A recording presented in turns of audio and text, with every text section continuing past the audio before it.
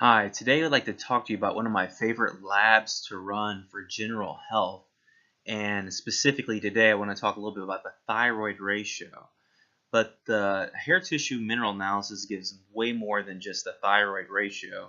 It tells me about the electrolyte levels in someone's body, and it tests 16 different minerals, and also it tests some key heavy metals, because if that's going on, that can be a problem if people have certain types of mercury, aluminum, and things like that in the body.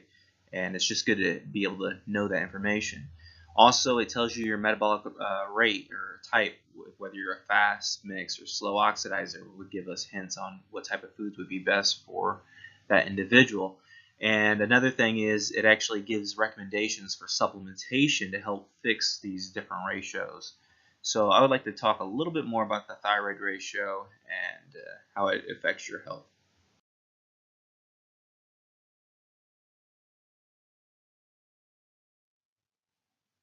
Now, when it comes to energy production, it's important to understand that the adrenal ratio and the thyroid ratio really work together. The adrenal ratio is kind of like what we'd say is the fuel, and the thyroid ratio would be like the spark plugs that kind of make things go. You really need both of them. And in this hair tissue mineral analysis, it actually gives us both of these ratios. We can kind of see if we have enough fuel for energy or if we have the spark to actually make this engine go. So we're going to look specifically today just a little bit at the thyroid ratio.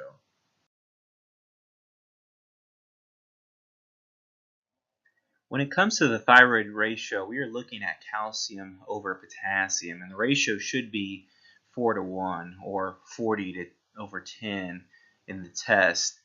And when this ratio gets too high, a lot of times when the calcium lifts up and above the potassium, we'll see a lot of hypothyroid type symptoms. And this is very common where people have extremely low potassium levels relative to calcium.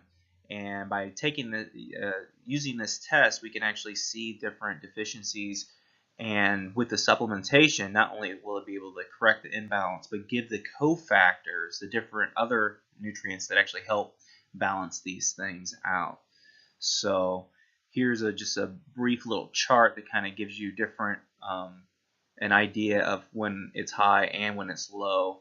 And even when the ratio is low, it could mean even hyperthyroidism and things like that. So again, this is just another benefit of why to run a hair test. It tells us many other ratios with adrenals and heart and stuff like that, blood sugar as well.